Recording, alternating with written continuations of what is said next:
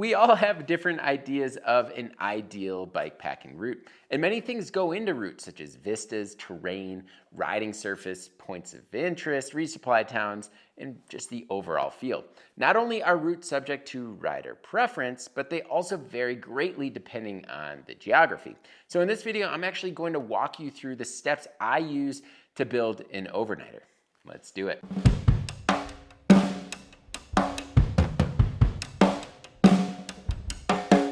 Before we begin, I'd just like to let everyone know that this video is supported in part by Salsa Cycles. Salsa is adventure by bike, offering a range of mountain bikes, gravel bikes, all-road bikes, and fat tire bikes, all thoughtfully designed to enhance your cycling experiences. Salsa truly understands the transformative power of adventure by bike. So to discover more about their products, visit salsacycles.com. You can also click this link right here. All right, so this is essentially an extension of what you can find on BIKEPACKING.com at our Bikepacking 101 route planning resource, and that link is below. So when building an overnight route, my focus is somewhat simplified. I think about the zone I'm going to pedal in, the campsite I have in mind, if it's going to be a loop or point-to-point route, and how much mileage I want to ride.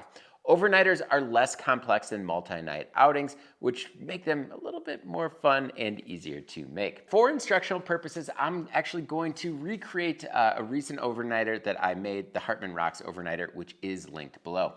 While some still use paper maps, that's totally fine. I'm 35, and I was raised with tech, essentially. So that's how I make my routes.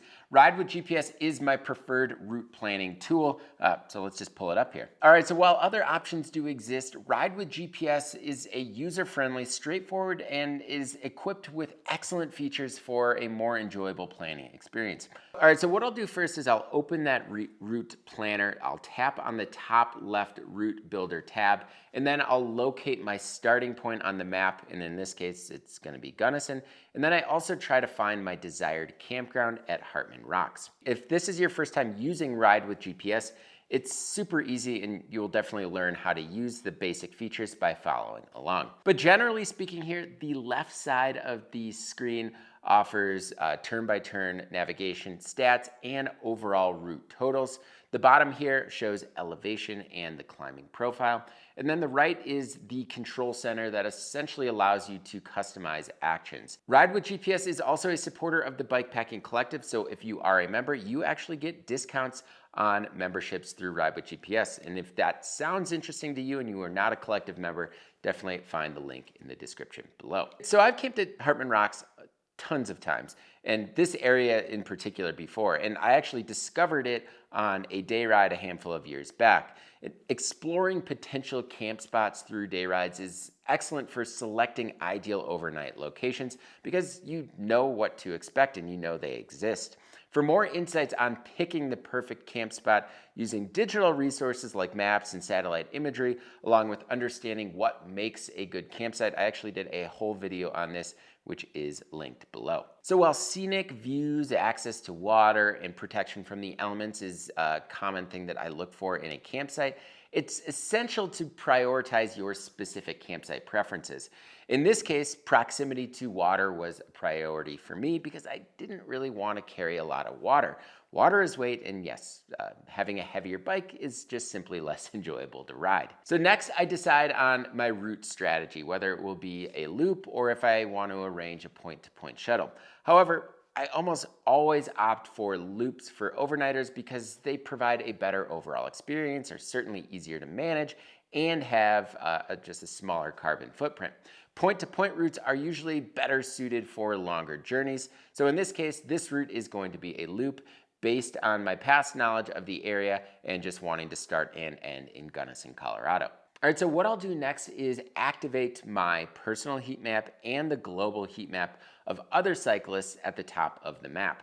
This allows me to essentially identify popular or even less traveled routes, which can be valuable for picking a specific road over another.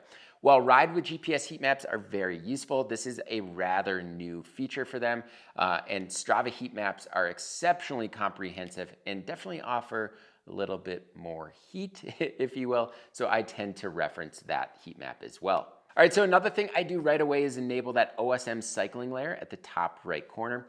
OSM, or OpenStreetMap, is a collaborative project where volunteers contribute data to create a free, editable global map. The OSM cycling layer is super handy as it shows nearly every trail and road. It shows points of interest, topography, and it also includes information about surface type.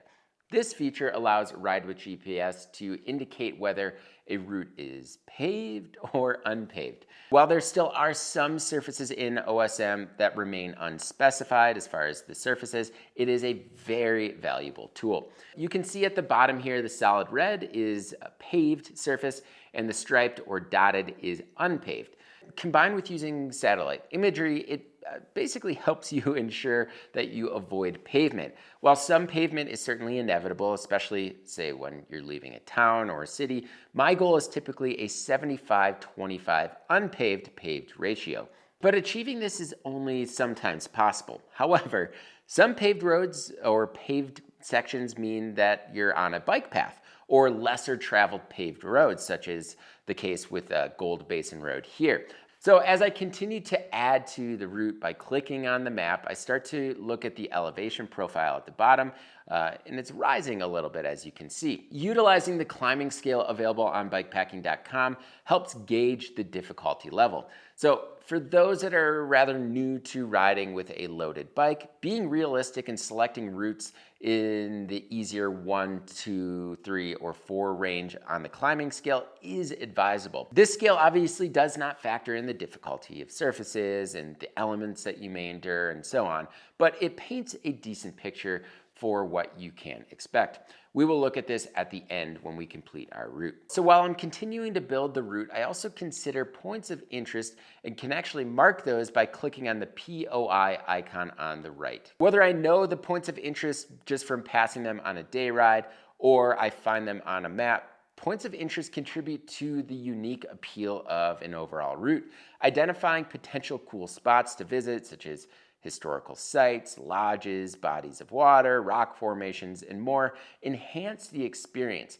While overnight trips may only have a few of these, incorporating them into your route certainly makes the journey and the map more exciting. So as I keep connecting roads, sometimes I might encounter areas where private land clarification is needed, either for camping or trail road use. In this case, I tend to refer to Gaia.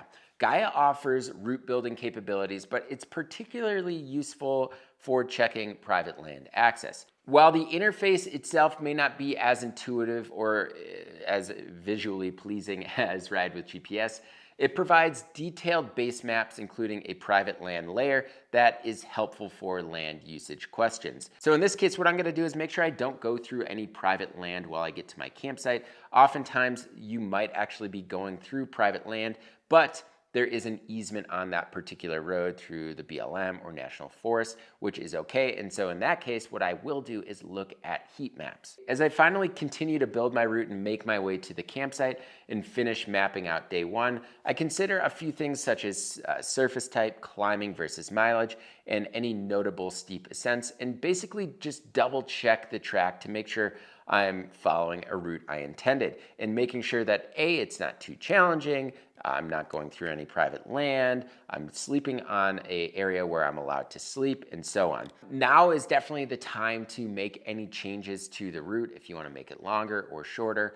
And basically what I do for day two is I apply the same approach, ensuring a balanced route with similar climbing and or mileage for each day. In this case, the route came out to 30-ish miles and roughly 2,300 feet of climbing, 15 miles per day, which is perfect, and with an elevation gain of about 77 feet per mile, which puts the route in the moderate climbing level on our scale, which I think is perfect. All told, the route is 65% unpaved, all through rolling sagebrush hills with some really beautiful scenic vistas. And the cool thing about this particular route is there's so many ways that you can actually ride it and make for a lot of customizations. It's not a long route, but it definitely doesn't have to be. It's really all about the experience, and I feel like I've created a good one here. So that's how I build an overnight route. And while the order may vary, incorporating these ideas can certainly help you craft a unique experience and improve your skills for planning a longer bike packing trip. So if you have any additional insights, please let us know in the comment section below. And if you like what you saw in this video and want to see more like it, make sure to hit that subscribe button and notification bell. And if you want to help support all the work we do here at BIKEPACKING.com, which includes in-depth reviews and of course the routes that we produce, consider becoming a member of the Bikepacking Collective. The Bikepacking Collective offers a lot of awesome perks, including industry discounts, as I mentioned, and the twice annual Bikepacking Journal. So for more details, click on the card in the top right corner. As always, thank you all so much for watching, and until next time, pedal further.